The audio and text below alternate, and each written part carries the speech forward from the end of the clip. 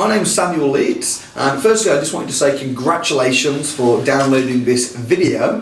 I've helped thousands of investors to become more profitable, to be able to become financially independent through investing in property. So I'm guessing you're watching this video because you're already a landlord, you're already an investor, or at least you're aspiring to be. So what I wanted to do, just over the next sort of 5 minutes or so, is just share a little bit about my story, and through that impart absolute golden nugget lessons to you, which I think will serve you really well in your property investment journey. So you may be thinking, what on earth do you know about investing? You are a young guy, what gives you the right to tell us how to invest in property? So I'll just give you a little tiny bit of background on me first. I hope that's okay. I started out when I was 17 years old. I worked in a job, and I was just told, and just thought that the normality was to work really hard, get as much money as you can, put the money into a bank for a rainy day, and that is the definition of success. But when I was 17 years old, I actually met a guy who changed that thinking completely, and he was a property investor and became my mentor. And he explained to me that even if you put money into a bank, if you put £50,000 into a bank, that money, you're going to have to wait an awful long time for the investment to accumulate, because you'll be getting probably less than 0.5% of your money in a bank. And in fact, even if you wait 10 years, that £50,000 after 10 years will have actually shrank, because money depreciates in value. And I thought, that's really interesting. And at first I didn't quite understand it, but it was only when I realised that actually 10 years ago, if you were a millionaire, it was quite impressive. Today, everybody seems to be a millionaire. It's not that big a deal. And the reason is because £1 million today is worth a lot less than it was 10, 20 years ago, because money depreciates in value as cost of living goes up and the money stays the same. So that kind of depressed me a little bit, because I thought, well, even if I have a really good job and save money up and put it in the bank, if it's just shrinking, what's the alternative? And that's when he explained to me that if you put your money into property, it will in fact go up in value rather than down. And the experts slightly disagree, but everybody knows that on average properties go up an awful lot. I think they currently say that every 10 years property prices double in value. That's not a rule, that's a principle. So you've got two options. You can put money in the bank, or you can put it in a house. One's going to shrink, one's going to go up. And that's exactly why communism doesn't work. You can have two people with the same job, with the same paycheck, they save the same amount of money. One puts it in a bank, ends up broke. One person puts it in a house, ends up rich. Now when I learned this, I thought, well, I need to get me some houses. I was 17, I had no money, I had no ability to even get a mortgage. But what I did was I worked for free, finding properties for other investors, learning about the market. I did some work in a estate agency and really just immersed myself in the field of property. I did that for 12 months. And as a result of that, I ended up being able to apply these strategies. And at 21 years old, that is not very old, 21 years old, I was financially free, meaning I never had to work. And currently today, I've got a portfolio worth over £1 million, and a very good living, and it's completely passive income. So that's a little bit about my story and a little bit about property. So the first thing I want to say is just congratulations for being a property investor, or deciding that you want to be a property investor. Because when you put your money in houses, it is so much more powerful than putting money in the bank. So that's lesson one. Lesson two. Something very interesting happened to me when I was 21, and I had about 10 houses at this point. And I looked at my portfolio. I don't know if you're familiar with the 80-20 rule. The 80-20 rule says 80% of the success will come from 20% of the work, or one that my wife would understand, 20% of your clothes you wear 80% of the time. So the 80-20 rule is a really interesting rule. If you're not familiar with it, you can read a whole book about the 80-20 rule. But what I worked out when I was 21 was that 20% of my portfolio was giving me 80% of my passive income. So I was getting 80% of my income from just 20% of my portfolio. Interesting. What were those 20% of houses? Well, they were HMOs. They were houses of multiple occupancy. They were multi-lets. And I realised at that point that HMOs, multi-let properties, were the best and the most, best for cash flow. They were the most profitable type of properties you can buy. And at that point, I was on a mission to build my HMO portfolio and also help others do the same, which is how I am now associated with Quick Move. I'm actually here right now at the Quick Move office because they specialise in not only property management but specifically HMO properties. So I'm here for them because they manage all my properties and do a fantastic job of looking after the HMOs. So I agreed to come and do some training with some of their investors, and here I am today. So lesson 1 is, if you invest in property, it's a good investment. Lesson 2 is that HMOs, multi-lets, are, I think, the best type of properties to buy. Let me give you a quick example, and hopefully you'll follow through this, but I want to go through pretty quick. So, get ready, take notes if need to be.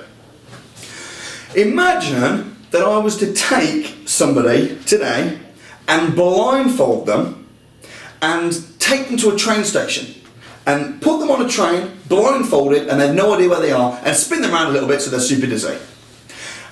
That person falls asleep, is dizzy and blindfolded, and they wake up and they do not know what time it is and they don't know what city it's in, what city they're in. I take them to the nearest estate agency. They walk in and they point to the board and say, "That one, I want to buy that house." And the estate agent says, "But you can't even see it." And they say, "I know, but Samuel Leeds said that property is a good investment and I just want to buy a house and I want to buy that one." And they said, "But you don't even know how much it is." And they say, "I'll pay the asking price." Okay, imagine that someone does that. Of course they would be a complete idiot. Nobody does that in real life. But what would happen is very interesting. They would buy an average house for the average price from an average estate agent at a random city in England. Right? Well, what would happen? Well, depending on how you work out the average, based on the mean, the modian, or the mean, or whatever it is, the average house in England is worth around about £165,000. Now, if you're in London right now, you'll be thinking, you couldn't get a shed for that. And if you're up north, you'll be thinking, I thought average was about 40 grand. You know, it varies. But on average in England, 165 is about average. Which means that you would put down 25%, which would be about £43,000. Your mortgage payments would be around about 4%, so it would work at about £350 per month. One average house, average mortgage broker, average deposit. So you put down 43,000, your mortgage payments are 350, let's say. Your rent on an average house for 165 will be around about £650. Which means, I'm no mathematician, but that means you're in profit by about £300 a month, which is 3,600. And if you divide 3,600 by 43,000, which was your deposit, that will give you a return on investment of about 8 or 9%. So you've bought an average house for the average amount of money, you're making 8 or 9%, and the property is going up in value. If the property goes up, if it doubles in the next 10 years, which this is not my opinion, this is history, it probably will do, because history tends to repeat itself.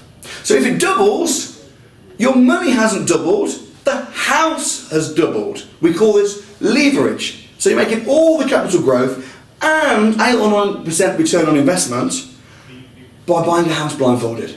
Think of how much more money you could make if you didn't have a blindfold on. Think of how much more money you could make if you actually invested in a bit of training to be able to buy the right kind of property.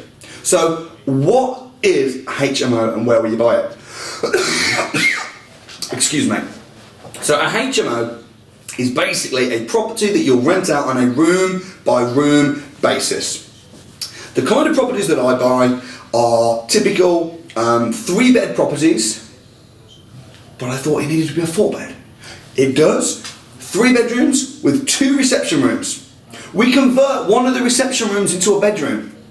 To do that is quite expensive. You need to be very creative, because what you need to do to turn one of the reception rooms into a bedroom, you need to put a bed in it. Builders will overcomplicate this. People will overcomplicate this. Put a bed in it, it's a bedroom. My builder lied to me. So suddenly you've got 4 bedrooms, 1 reception room. That 1 reception room will be a communal area. So you've got a 4-bed house. Do you need a big driveway, a big garden for the tenants to have barbecues? Does it need to be? No. Terraced property, busy road, as long as it is close to a city centre or a big town, and there's 4 lettable rooms, and inside it looks nice, you should be able to rent that out as a multi-let property. If you're looking at one at the moment and you're thinking, is this going to rent out? I'm not sure. Would this work? Would the area work? Then contact Quick Move and they'll be able to tell you if it would work, if the area would work for a HMO. They're very, very helpful. So, 4 bedrooms, near a city centre, good condition, great. How much are those though? Well, if an average house is 165, maybe they're 200,000. No! I will not buy a house like this that is more than £110,000 for 4 beds in good condition. That means that your deposit's less, everything's less, but your rent is a lot higher. And how much rent can you expect to get? Typically £1,400 per month for a HMO. So let's kind of recap. I know I've given you an awful lot of information. I'm trying to give you as much as possible in a short period of time. But what's lesson 3? So lesson 1 is that property is a great investment. Lesson 2 is the best kind of properties are HMOs. Lesson 3 is HMOs are easy to find and you can buy them very, very cheap. My philosophy in property investing pretty much boils to this: buy low, rent high, with a property manager nearby. So I hope that's been helpful. I hope that's maybe given you some things to think about. If you would like to receive some more training and information and how-to guide on this, I've got very good news for you. News number 1 is we will be sending you more videos like this with further information over the coming months. So do stay tuned, check your inbox, and we'd love to help you in that. And that is for free, okay? Because we love to help people, we love to encourage investors to be able to buy more properties, and that's wonderful. And thing 2, I have written a book. If you go on Amazon and Google my name, not Google, everything's Google nowadays, isn't it? Go on Amazon and Amazon my name, Samuel Leeds, Leeds, and you'll see a book called Buy Low, Rent High. That's packed with information. So I hope that's been helpful. Really good to be connected with you. I hope to meet you in person, and I will see you next time. Thanks.